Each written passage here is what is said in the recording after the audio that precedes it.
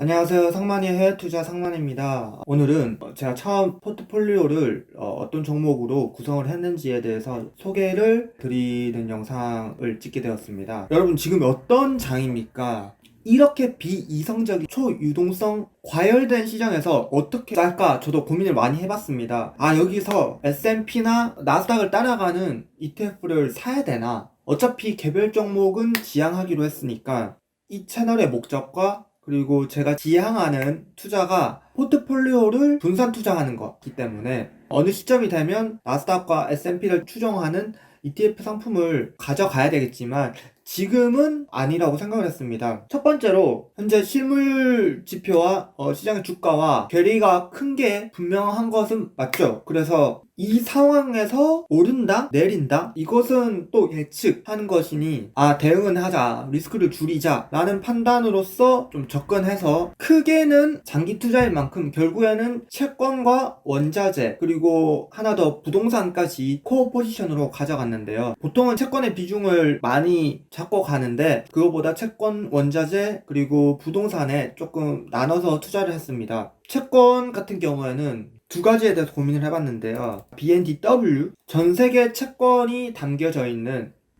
BNDW와 미국 물가 연동 채권이죠. TIP를 생각을 해봤습니다. 둘 중에 어떤 것을 할까? 분산 차원에는 글로벌 채권을 담고 있는 BNDW가 훨씬 더 적합할 것 같은데 달러를 무한정 찍어대고 그리고 인플레이션이냐 디플레이션이냐 하는 의견은 갈리고 있지만 뭐가 맞을지 모르지만 물가 상승에 대해서는 해지가 가능한 TIP는 인플레이션 한쪽은 대비를 할 수 있으니까 이 부분을 고려해서 TIP로 결정을 했습니다. 커머디티 같은 경우에는 DBC와 BCI 고민을 해봤는데 DBC 같은 경우에는 보시다시피 거래량 자체는 엄청 많습니다. 규모 자체도 크고 역사도 가장 오래됐고 그렇기 때문에 DBC를 하려고 했는데 이제 익스펜스를 보시면 수수료가 0.85%고 두 번째로 고려했던 BCI 같은 경우에는 0.25의 수수료를 가지고 있습니다. 0.6 정도면 엄청 큰 차이죠. 왜냐하면 연간 수익률을 보더라도 원자재는 인플레이션을 기본적으로 대비하기 위해서 포트폴리오에 편입하기 때문에 엄청 큰 수익률을 바라보고 투자를 하는 것은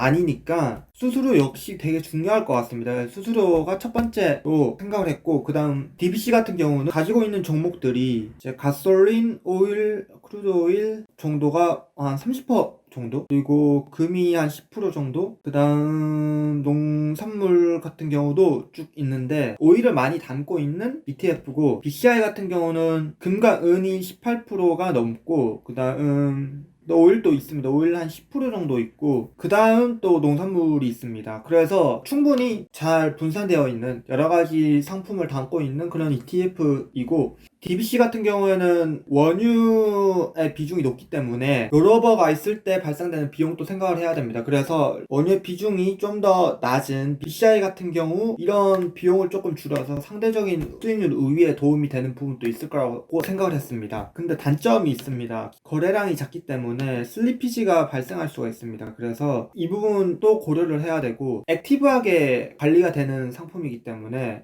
이 부분의 리스크도 있다는 점. 그래서 원자재는 이러한 부분들을 고려를 해서 BCI를 선택을 하게 되었습니다. S&P 11개 섹터 중에서 좀 상대적으로 부진하다고 느낀 게 이제 에너지 섹터와 그다음 부동산 섹터 그리고 그 중에서 이제 부동산 섹터 같은 경우에는 이제 대표적으로 REET라고 글로벌 부동산을 담고 있는 ETF 그리고 미국 부동산을 담고 있는 VNQ가 있습니다. 그래서 물론 RET 역시 미국 부동산의 절반 이상의 포션을 가지고 있는데 미국이 66.51%, 그다음 일본이 한 10% 같이 안 되고 그다음 영국이 6% 정도, 5.5%. 이제 전 세계 부동산 투자하는 리츠 ETF를 코어 포지션으로 잡았습니다. 주식을 어떤 걸 담을까 고민을 했었는데 기술주를 담아야 하나 아니면 좀 상대적으로 지금 부진했지만 코로나 바이러스가 좀 끝나는 지점 혹은 백신이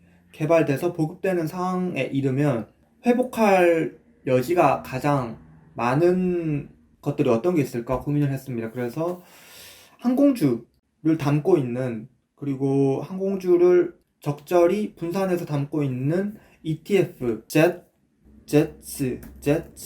제츠라고 하나요?